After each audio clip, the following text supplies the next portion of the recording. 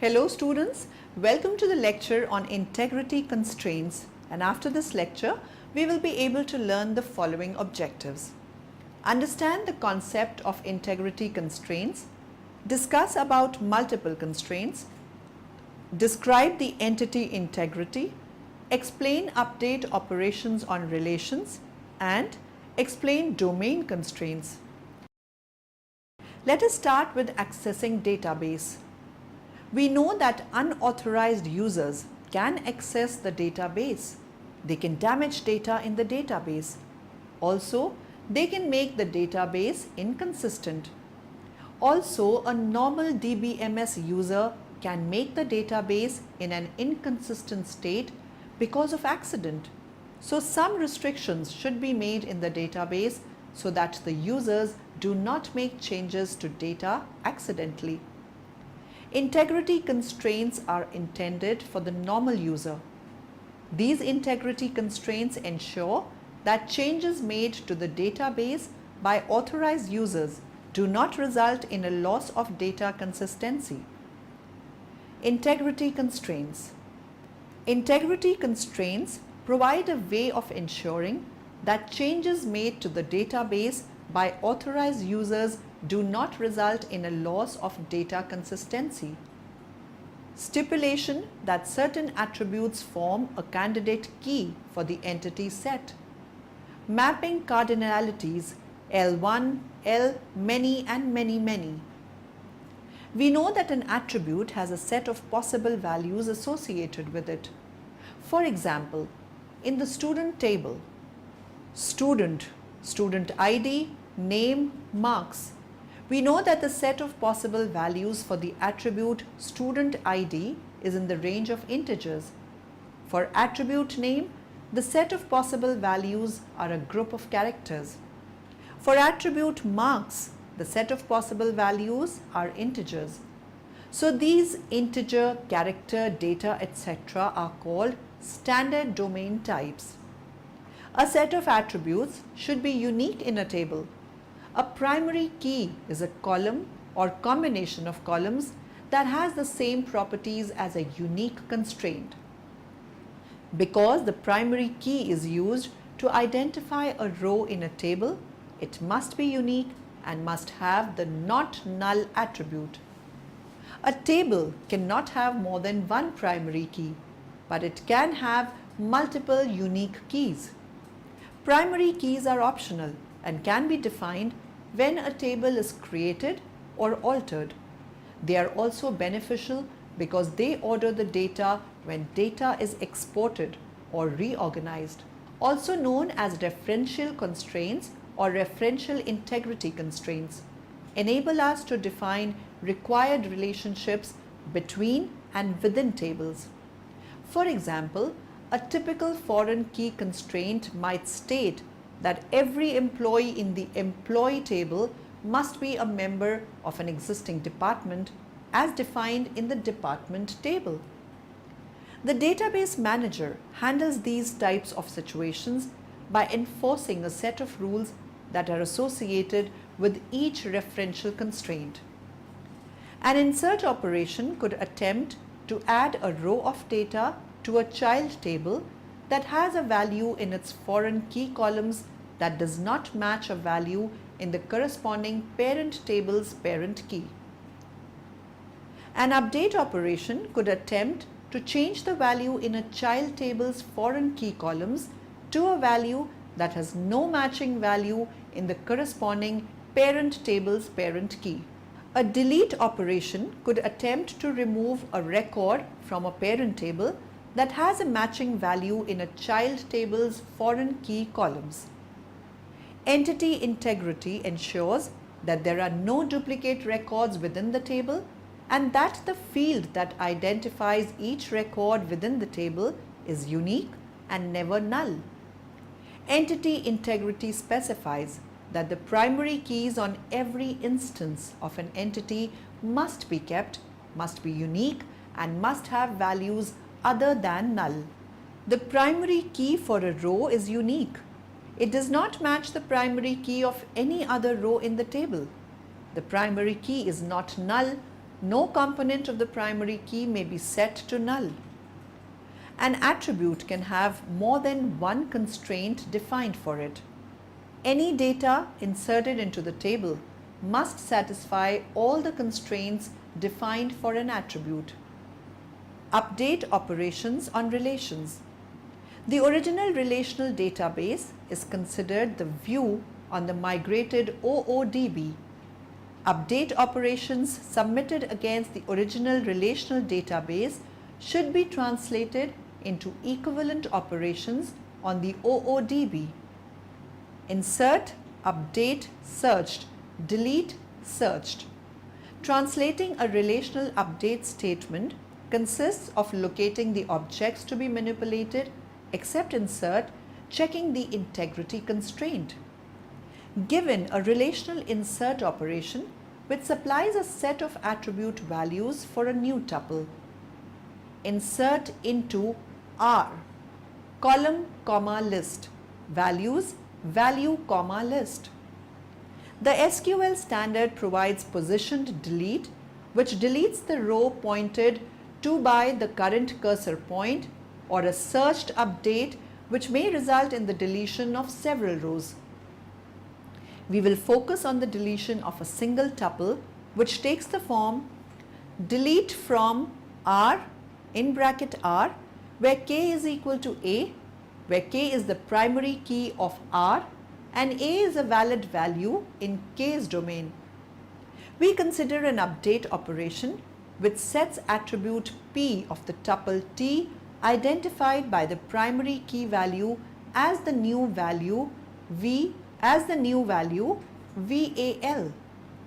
Update R, set p is equal to val, where k is equal to a, where R is equal to k union f union a.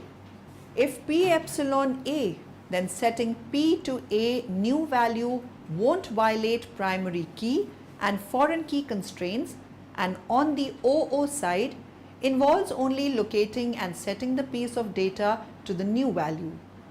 If p epsilon k or p epsilon f, setting up a new value must first check against the primary key and foreign key constraints and may change the relationship between objects or even cause object migration.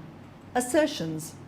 An assertion is a predicate expressing a condition we wish the database to always satisfy. Domain constraints, functional dependency, and referential integrity are special forms of assertion where a constraint cannot be expressed in these forms. Ensuring the sum of loan amounts for each branch is less than the sum of all account balances at the branch. Ensuring every loan customer keeps a minimum of $1,000 in an account. When an assertion is created, the system tests it for validity. If the assertion is valid, any further modification to the database is allowed only if it does not cause that assertion to be violated. This testing may result in significant overhead if the assertions are complex. Because of this, assert should be used with great care. Some system developer omits support for general assertions or provides specialized form of assertions that are easier to test. Triggers. Several existing systems have their own non-standard trigger features. A trigger is a statement that is automatically executed by the system as a side effect of a modification to the database. We need to specify the conditions under which the trigger is executed, specify the actions to be taken by the trigger. A trigger can be invoked before or after the triggering event. The triggering event specifies before, after which operations on the table the trigger is executed. A single event is an insert, an update, or a delete, events which can be combined using the logical connective. If a trigger is used to maintain an integrity constraint, the triggering events typically correspond to the operations that can violate the integrity constraint. in a trigger when clause can only be used in combination with A for each row trigger. The clause is used to further restrict when the trigger is executed. For the specification of the condition in the when clause, the same restrictions as for the check clause hold, altering, disabling and enabling constraints. A constraint may be disabled at the time the table is created and then explicitly activated by the owner at a later time. This is useful for recursive relationships where a foreign key refers to the primary key of its own relation.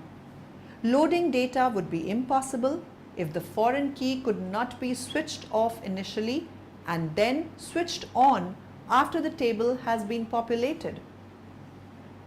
It is important that data adhere to a predefined set of rules as determined by the database administrator or application developer. Enforcing business rules in the code of a database application. Using stored procedures to completely control access to data. Enforcing business rules with triggered stored database procedures. Declarative ease.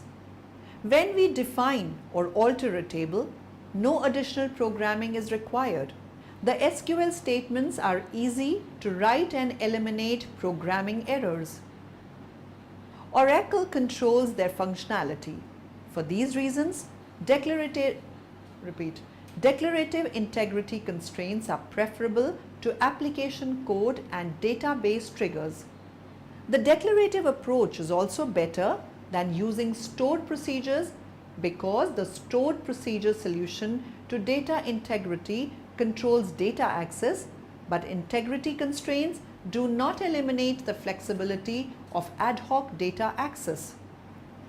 Integrity constraints are defined for tables, not an application, and are stored in the data dictionary. Any data entered by any application must adhere to the same integrity constraints associated with the table. By moving business rules from application code to centralized integrity constraints, the tables of a database are guaranteed to contain valid data no matter which database application manipulates the information. Stored procedures cannot provide the same advantage of centralized rules stored with a table. Database triggers can provide this benefit, but the complexity of implementation is far greater than the declarative approach used for integrity constraints. If a business rule enforced by an integrity constraint changes, then the administrator need only change that integrity constraint and all applications automatically adhere to the modified constraint. In contrast, if the business rules were enforced by the code of each database application, developers would have to modify all application source code and recompile, debug, and test the modified applications. Oracle stores specific information about each integrity constraint in the data dictionary. We can design database applications to use this information to provide immediate user feedback about integrity constraint violations even before Oracle executes and checks the SQL statement. The semantics of integrity constraint declarations are clearly defined and performance optimizations are implemented for each specific declarative rule. The Oracle Query Optimizer can use declarations to learn more about data to improve overall query performance. Also, taking integrity rules out of application code and database triggers guarantees that checks are only made when necessary. We can disable integrity constraints temporarily so that large amounts of data can be loaded without the overhead of constraint checking. When the data load is complete, we can easily enable the integrity constraints and we can automatically report any new rows that violate integrity constraints to a separate exceptions table. Summary. Now in the end, let us summarize what we have learnt in this lecture. The purpose of a referential constraint is to guarantee that table relationships are maintained and that data entry rules. Referential integrity is the state of a database in which all values of all foreign keys are valid. You can use primary key and foreign key constraints to define relationships between tables. The update rule of a referential constraint is specified when the referential constraint is defined. The choices are no action and restrict. The update rule applies when a row of the parent or a row of the dependent table is updated. The nullable columns of the foreign keys of any rows that are their dependents in a relationship with a delete rule of set null are set to the null value.